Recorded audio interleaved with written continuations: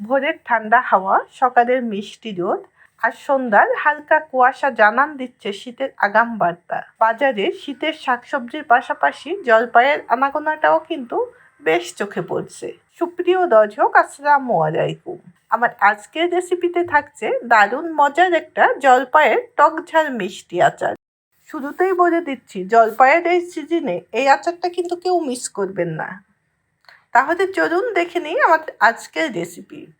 আচার তৈরি করার জন্য আমি এখানে 15-16টা নিয়েছি শুকনো মরিচ, ছোটো এলাচ নিয়েছি 4টা, 1 টেবিল চামচ নিচ্ছি গোটা জিরা, 2 টেবিল চামচ নিচ্ছি গোটা ধুইনে, গোটা পাঁচফোড়ন নিয়ে নিচ্ছি 2 টেবিল চামচ।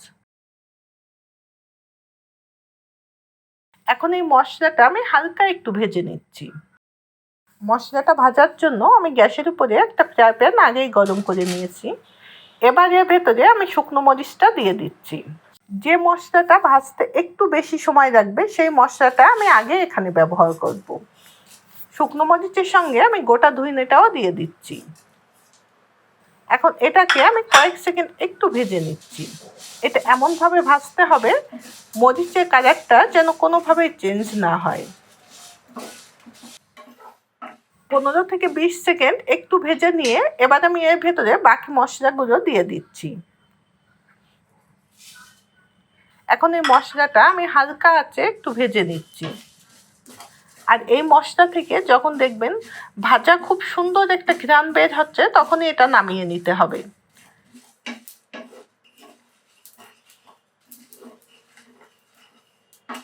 আমারটা হয়ে গিয়েছে, এবার এটা আমি নামিয়ে নিচ্ছি।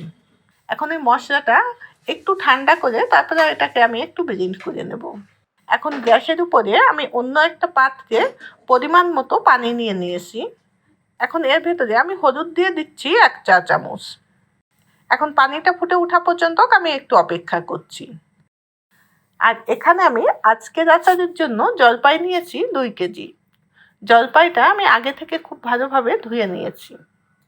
এই সিজনের জলপাইয়ের ভেতরে কিন্তু অনেক পোকা থাকে, তাই জলপাইটা সিদ্ধ করার আগে জলপাইটাকে একটু বাছাই করে নেবেন যেন কোনো পোকা আর জলপাই এর ভেতরে না যায়। এদিকে পানিটা ফুটে উঠেছে, এখন আমি এর ভেতরে জলপাইটা দিয়ে দিচ্ছি।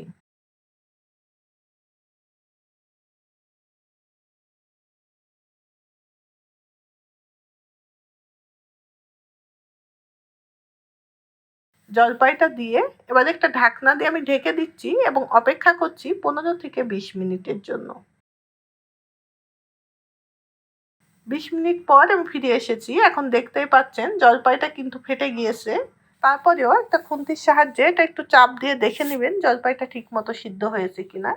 আমারটা সিদ্ধ হয়ে গিয়েছে। এবার পানিটা ঝরিয়ে আমি জলপাইটা উঠিয়ে নিচ্ছি। জলপাইটা উঠিয়েও কিন্তু আমি একটা স্ট্রেনারে রাখছি যাতে অতিরিক্ত পানিটা এর থেকে ঝরে যায়। জলপাইটা হালকা গরম থাকা অবস্থায় আমি একটা ম্যাশারের সাহায্যে একটু ম্যাশ করে নিচ্ছি। ঠিক এরকম করে আমি ভেঙে নিয়েছি।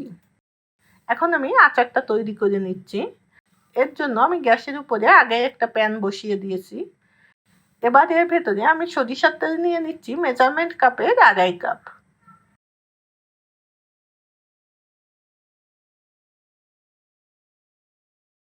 তেলটা হালকা একটু গরম হয়ে আসা পর্যন্ত আমি অপেক্ষা করছি। তেলটা একটু গরম হয়ে উঠলে আমি এর ভেতরে 5-6টা দিয়ে দিচ্ছি গোটা শুকনো মরিচ। 2টা তেজপাতা আমি মাঝখান থেকে একটু কেটে দিয়ে দিচ্ছি। এখন এর ভেতরে 1/2 টেবিল চামচ দিয়ে দিচ্ছি গোটা পাঁচফোড়ন। এটা দিয়ে আমি কয়েক সেকেন্ড একটু ভেজে নিচ্ছি, যত সময় না মশলা থেকে ভাজা একটা ঘ্রাণ বের হচ্ছে। 15 থেকে 20 সেকেন্ডের মতো ভেজে নেওয়ার পর মশলা থেকে খুব সুন্দর একটা ভাজা ঘ্রাণ বের হচ্ছে। এখন আমি এর ভেতরে 4টা রসুন একটু থেতো করে নিয়েছি, সেটা দিয়ে দিচ্ছি। রসুনটা দিয়ে এটাও আমি কয়েক সেকেন্ড একটু ভেজে নিচ্ছি।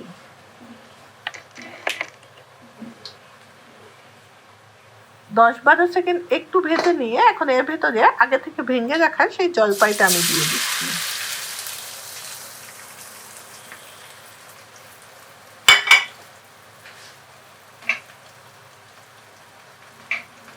জলপাইটা দিয়ে এটা আমি 2-3 মিনিট সময় ধরে একটু কষিয়ে নিচ্ছি।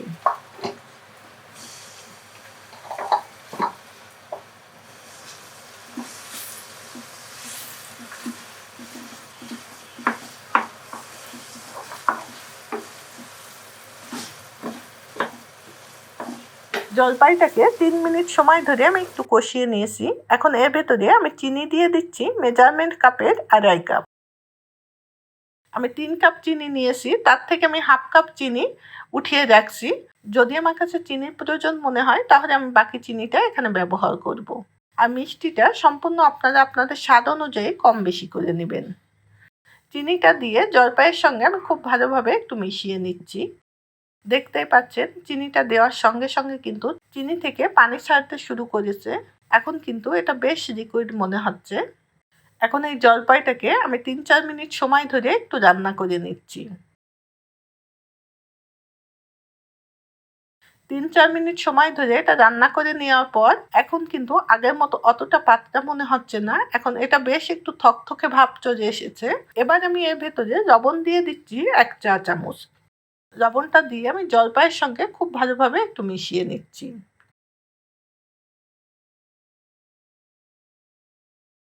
একটু মিশিয়ে নিয়ে এখন এর ভেতরে আগে থেকে ভেজে রাখা সেই মশলাটা আমি দিয়ে দিচ্ছি। মশলাটা দিয়ে খুব ভালোভাবে এটা একটু মিশিয়ে নিতে হবে।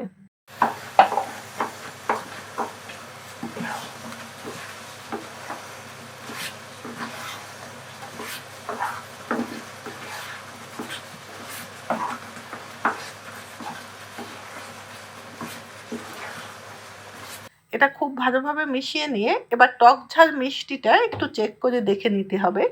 যদি কোনো কিছু প্রয়োজন মনে হয় তাহলে সেটা এই পর্যায়ে দিয়ে দিতে হবে। এখন এর ভেতরে চাট মশলা দিয়ে দিচ্ছি 1 টেবিল চামচ। চাট মশলাটা দিয়ে এটা খুব ভালোভাবে একটু মিশিয়ে নিতে হবে। আর এই আচারে কিন্তু চাট মশলাটাও অবশ্যই ব্যবহার করবেন। এই চাট মশলার কারণেই কিন্তু এই আচারটা খেতে এত বেশি মজা হয় যে এটা তৈরি করে 1-2 দিনের ভেতরেই দেখবেন আচার সম্পূর্ণ শেষ হয়ে গিয়েছে।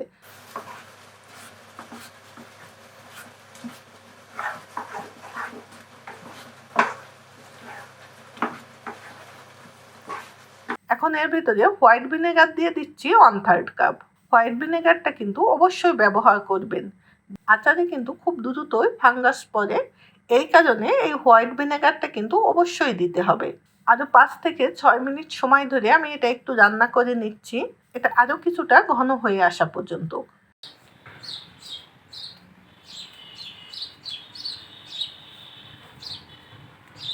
4-5 মিনিট সময় ধরে এটা রান্না করে নেওয়ার পর এখন আমি এর ভেতরে বিট লবণ দিয়ে দিচ্ছি 1 টেবিল চামচ। বিট লবণটা দেওয়ার আগে অবশ্যই আপনারা আচারটা একটু চেক করে দেখে নেবেন লবণের পরিমাণটা এখানে কেমন আছে, সেটা বুঝে আপনারা বিট লবণটা ব্যবহার করবেন। আমি এখানে 1 টেবিল চামচ দিচ্ছি। আমার আচারে লবণের পরিমাণটা একটু কম আছে, তাই আমি এখানে 1 টেবিল চামচ বিট লবণ ব্যবহার করছি। বিট লবণটা দিয়ে এটা খুব ভালোভাবে আচারের সঙ্গে একটু মিশিয়ে নিতে হবে। আর আচারটাও আমার প্রায় তৈরি হয়ে গিয়েছে। আমি আরও 2-3 মিনিট সময় ধরে এটা একটু রান্না করে নেব। তারপরে আমি গ্যাসটা বন্ধ করে দিচ্ছি। 3-4 মিনিট সময় ধরে এটা আমি রান্না করে নিয়েছি।